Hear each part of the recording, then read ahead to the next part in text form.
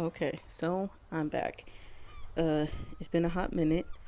At this point in time, which is it's like October. It's October 11th. Oh my God, we're almost halfway through the month already. Anyways, it's been like a couple weeks since like the summer Hikaru ended, and well, I'm actually about to talk about episodes, the last 10 episodes, episode 10 to 12. I am so glad that it didn't get like the one season curse because they said like I said they got announced. It got announced they're doing season 2. I don't know if they're in production yet, but like they said they're doing season 2, so that's good to know. Anyways, we're going to start off with episode 10, in which we start off on 100, which is nuts because the last episode, which is episode 9, Yoshiki and Hikaru ended up going to the what's his name, old man, Tagada, I think.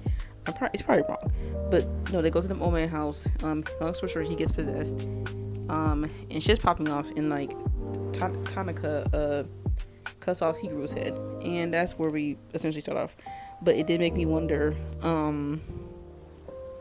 like how, like, if Hikaru can die, which is clear that he can die, how can he, and like, what can kill him? Because Yoshiki stabbed him, and then clearly Tanaka just cut off his head, but he's still alive. So it's just kind of like, what's going on here? Like, what can take you out? Something else that happened in this episode that was like really, really surprising is the fact that like Tanaka, without his sunglasses, he can't see. So that was interesting to see. I was just kind of like, oh, like, cause like, I don't know. I think maybe some people did question this, but like I didn't question the fact that like he was constantly wearing sunglasses. It was just kind of whatever to me. But once I started to think about it, it's like, if that's the only way he can see, I guess it kind of makes sense like why he's wearing them 24/7, because it seems like he can't see any other way. So that was some all the like lore stuff we get about Tanaka is just weird, because it's like, you're working for a company you really don't fuck with. You, technically speaking, are like blind if you're not wearing these glasses. The company that you work for wants you to do even more dangerous methods to like do shit, because he mentioned the fact like, I can do these barriers, but like it comes at a cost.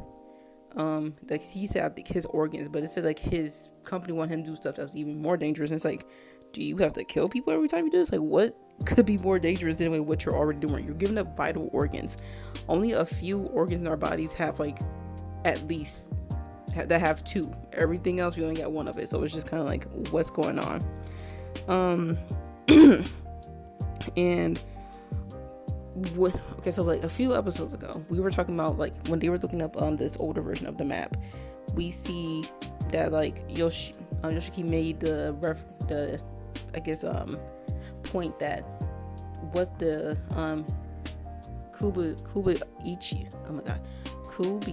Tachi, what the village used to be named after, was something similar to like the neck, or like when it's spelled out on this map, it has something to do with the neck specifically. And that was something that really I found interesting, because not only have a lot of the spirits they've been interacting with have something wrong with their necks, but then it was that one guy we saw outside the school who had stabbed himself, and it's just a lot of neck stuff going on.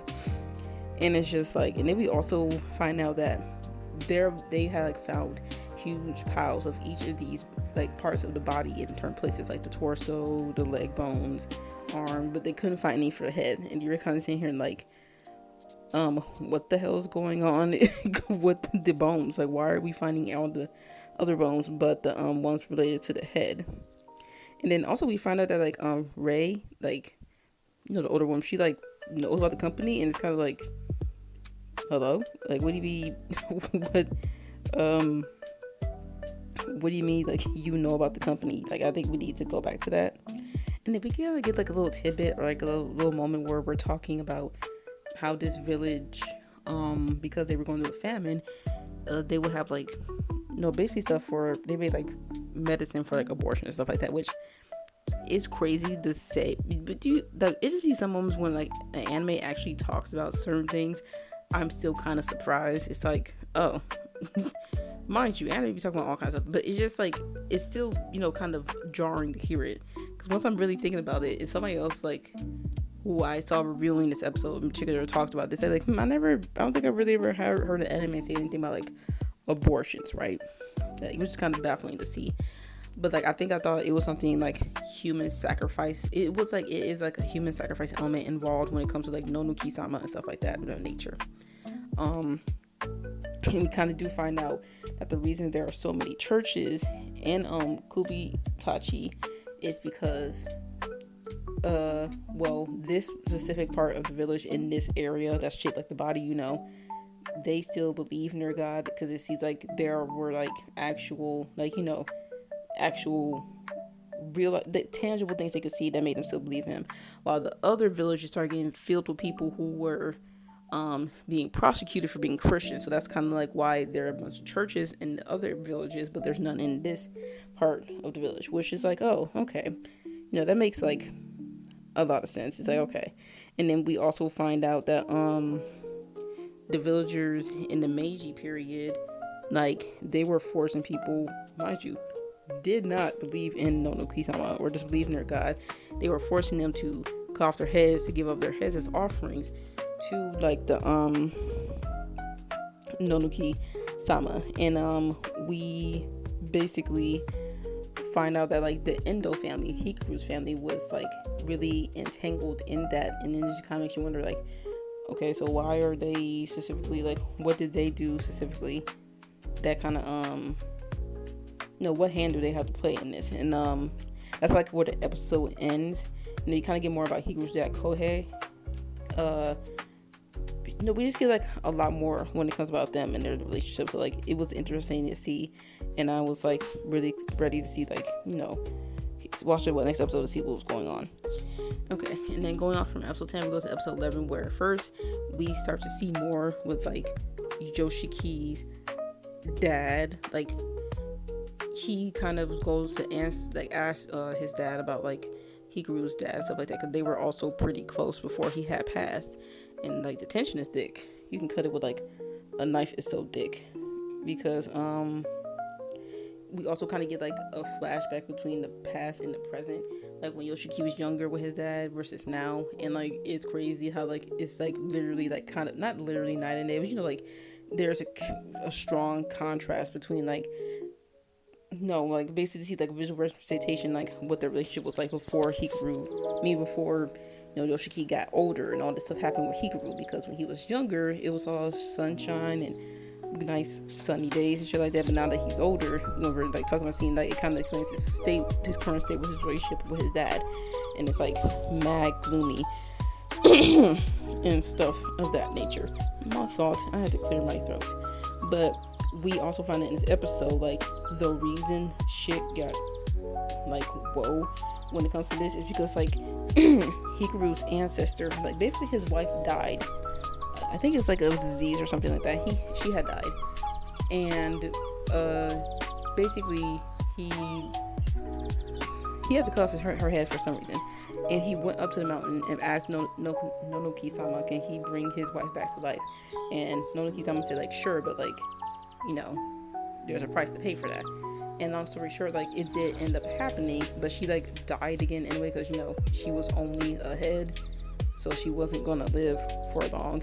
But that's like the reason why they had to sacrifice all those heads and stuff like that, and why they have and we also find out like that little what was it, like, Jesus, what did Tanaka, the little thing that Hikaru had in his like fanny pack or whatever when he went up the mountain, that was the shriveled up head of like his ancestor's first wife, essentially. Like, that was her head.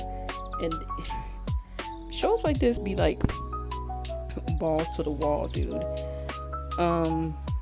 It's just off kilter when it comes to like, that is something that's always interesting about like the past, when you find out like these weird traditions or just like really fucked up superstitions that kind of like lasted for a super long time, and like the stuff people used to do is always interesting. But then we also find out that it seems like Yoshiki's dad had feelings for Hikaru's dad, and it's just like, what is the statistic? What is the chance that two men back to back like have the exact same feelings for for the chances of that happening is nuts, man. That's all I gotta say. Okay, and then we get something else that's like kind of interesting, which kind of gives us an idea, like maybe that the thing that's possessing Hikaru's body, it's been around for a really long time. Well, it's been around for a long time, and like maybe that it moves around because like Yoshiki was like doing some research, right? And he was looking at this European like art book. I think it was like a European art book, and it was showing like stuff throughout this years. And he came across this one piece from like 1519. That's what it said, 1519.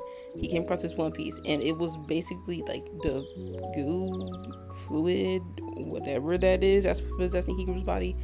It looks exactly the same. And then it was kind of like, okay, so somebody else has seen this before. So either, like I said, it moved around, or like that person came here and then went back to like Europe or whatever to do it. It's just like it's just kind of interesting to see, because it kind of builds up on the world building of this story, and then we kind of see more about Hikaru and like seeing him. It's just like really nice to see more of like the original Hikaru's personality and like what he was like, and it makes so much sense why Yoshiki is like so, like he feel like he can't let him go, or like he's really struggling to grieve, because we also got this like really nuanced thing of like he's dead but his body is still here, so it kind of makes it hard for him to like really move on. But then he doesn't like not hate this current version of Hikaru. Like this current Hikaru, they share a lot of similarities with the original, but he is still his own person. So it's like, it's just nuance. It's just like really tragic and nuance and stuff like that. And then Hikaru almost attacks Yoshiki again, and it kind of makes me wonder whatever little part of Hikaru that Yoshiki gave him when it came to that, I don't know what the hell that is called when it comes to his ribs, but when a little part that is of his rib, and it's like, is that the part that like I guess the half of his insides that like controls what the hell he's doing? Because it feels like this wasn't like a problem before, or at least like he's not doing it like unconsciously or subconsciously. Like when he was like putting, like when Yoshiki was putting his hand in his chest, like he did that intentionally, like he had it on his mind, he did it. But now he feels like he's always in the haze when he attacks Yoshiki, and it's kind of like, okay, so clearly giving him half your insides was not a good idea, because it feels like you can't fight these spirits anymore. You keep losing focus, you're starting to feel pain more, and it's just kind of like, baby, what is going on?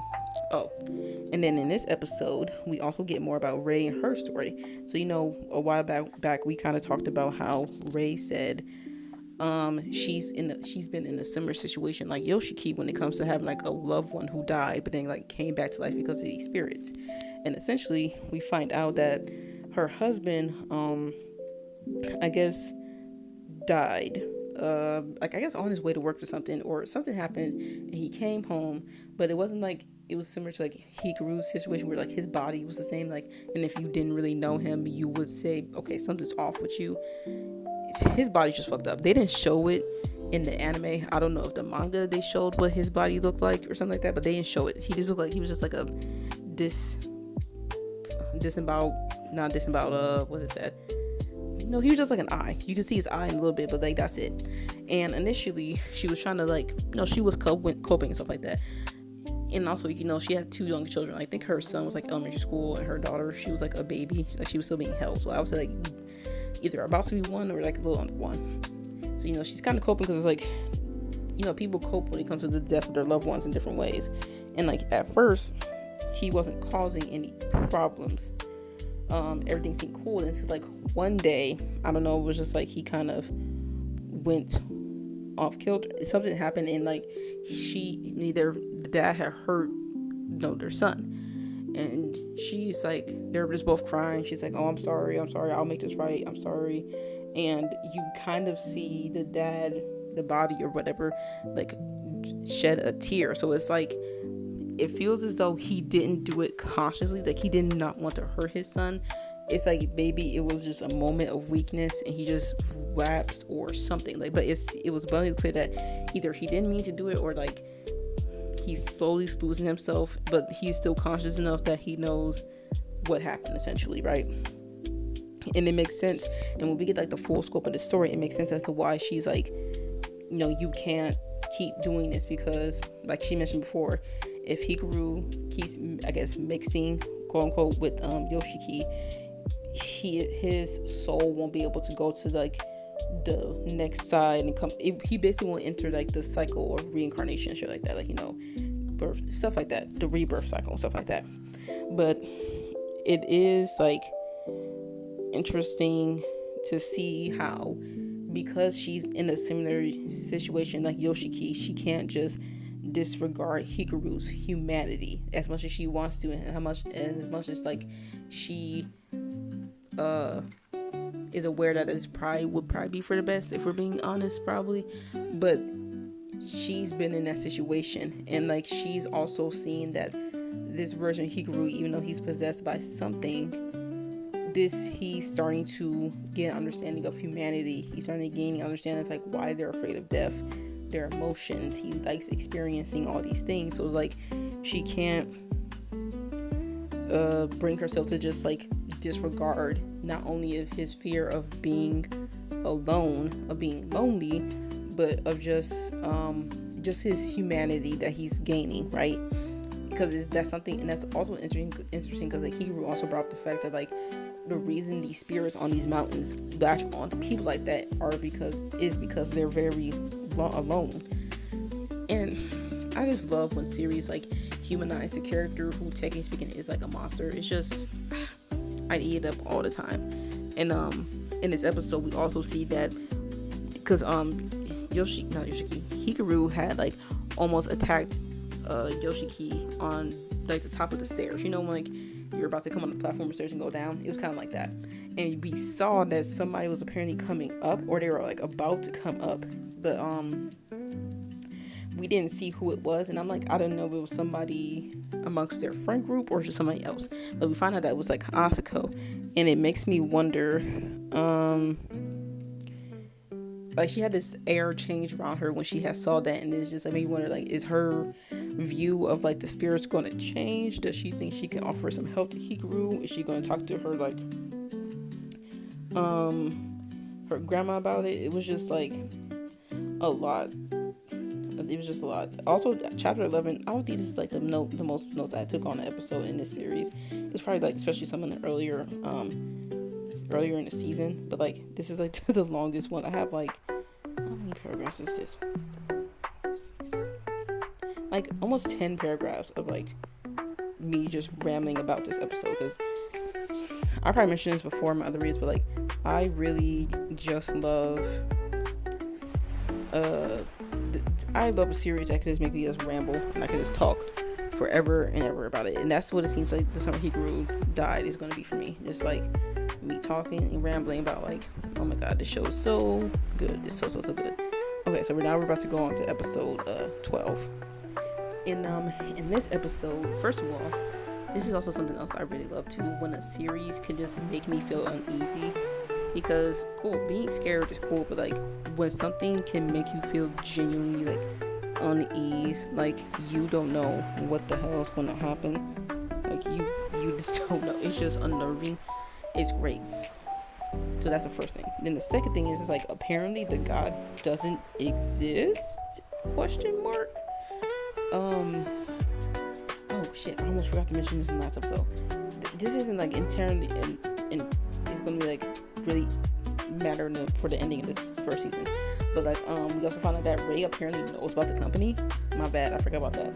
And it's just kind of like, how do you know? They know about her, she knows about them, but it's like, why don't they bother her? Like, is she not powerful enough or something? Like, I don't know, it was just something else that's like, huh, what do you mean they know about her? What the hell are we talking about? Okay, back to episode 12. But basically it's just kind of like we find out that the guy's not really real, and it's just like, so is bro an alien like people have been saying? Like, is he an alien? I guess that kind of makes sense because the fluid that comes out of his body is giving alien.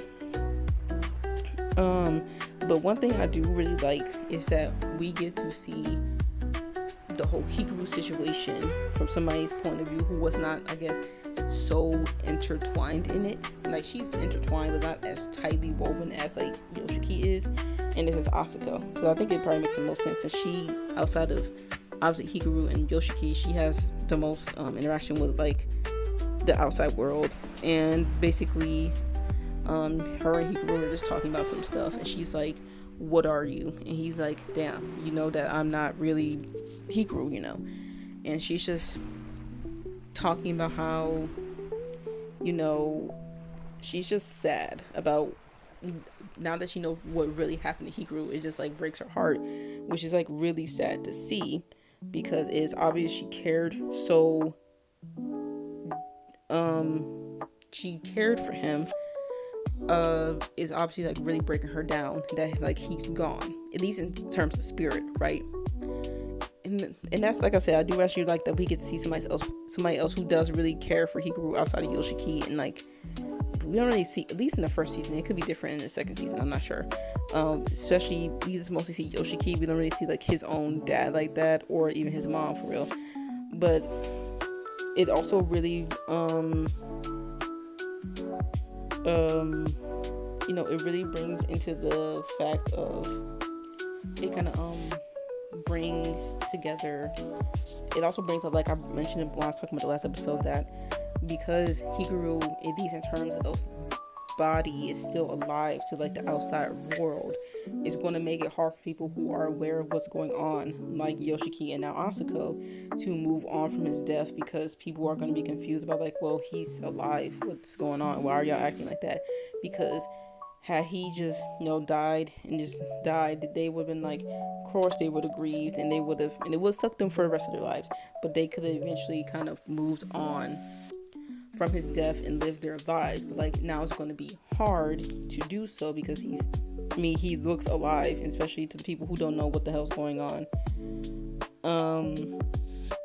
But like Yoshiki, like Rei, and then like Asuko, they can't bring themselves to hate Hikaru, this new Hikaru, because despite his faults, his flaws, and him like messing up sometimes, you can see he has a love of life. You can see he has a love of being alive and doing things with these people and enjoying little things, because especially because this is the first time he's experienced them, and like, he's scared of these new emotions, but like, he's kind of taking it in strides, kind of now.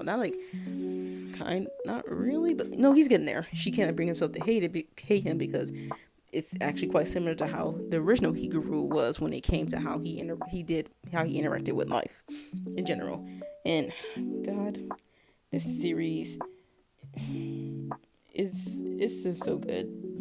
And okay, also, this is like a little tidbit, but like, not earlier in the episode, we're like halfway through the episode at this point probably, but basically Yoshiki has some family members visiting, right? I'm assuming they're like cousins and aunts and shit like that, just distant family members, right?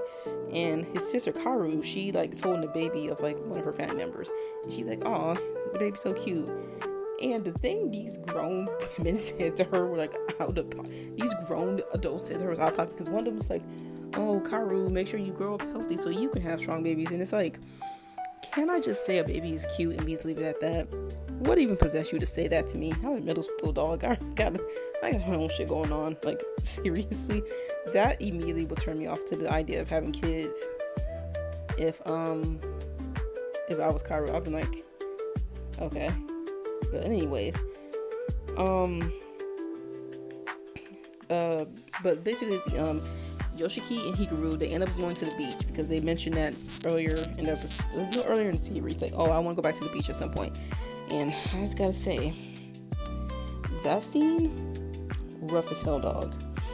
It's just rough, because like, so they're kind of bringing up two different points on like what they should do, because a lot of these impurities keep popping up more and more, and Hikaru like is attacking Yoshiki a lot more often now than before. That whole he tearing up like half his insides, because he didn't really, or at least unconsciously attacking him. Not like, no, what he was trying to do, that was it, episode 2?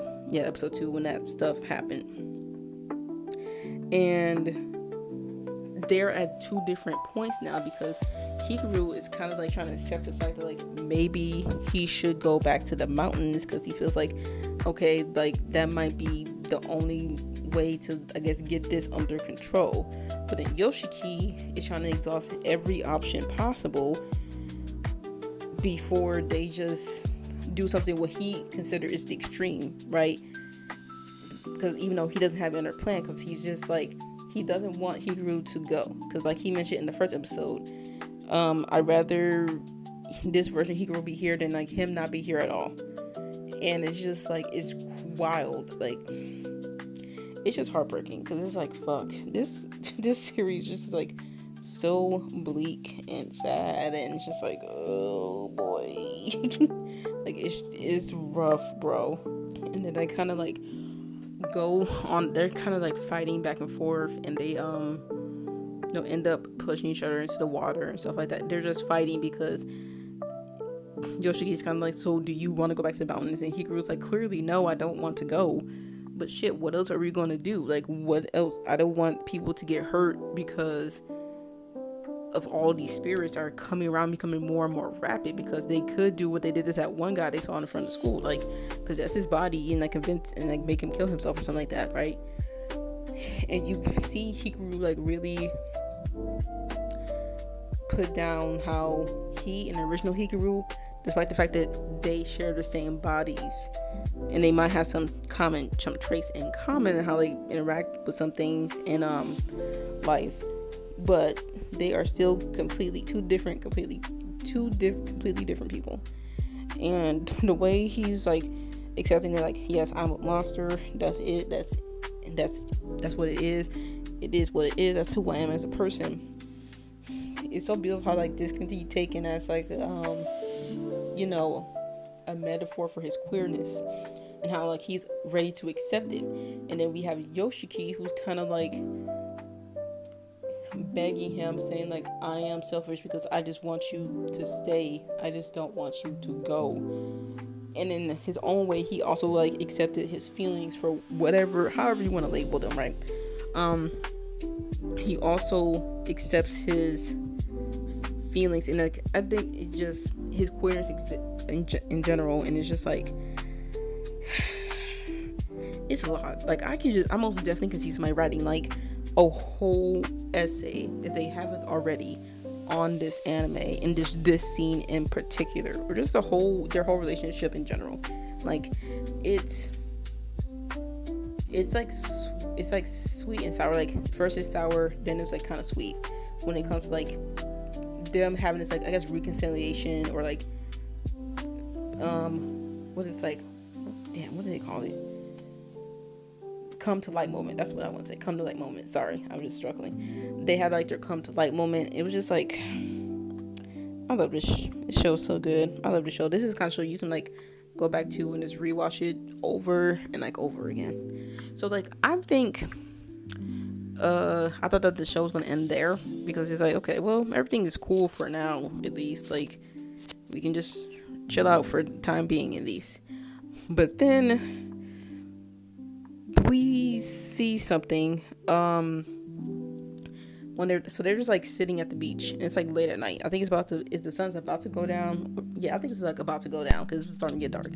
And you see Tanaka with the floaty, because they had brought a floaty with them when they went to the ocean, in his hand, and like Yoshiki looks up and he looks kind of scared or baffled or something like that, and then we fade to black, right? And when I was mentioning earlier how like we apparently find out that Noniki isn't real, we find out because Tanaka tells them that the Noniki-sama wasn't real. And it's just like, we just don't know what's up with him, obviously. At least if you haven't read the manga, or you don't plan on reading the manga, right? So we don't know if he's like, what does he plan on doing with them? Is he like an ally? Will he tell them what he knows? Will he tell them about like the company that the company that he works for? It's just like, it's a lot of unknowns at the time being. But that's why I'm even happier that like this is getting a season 2. I do hope it happens within like the next couple of years or so.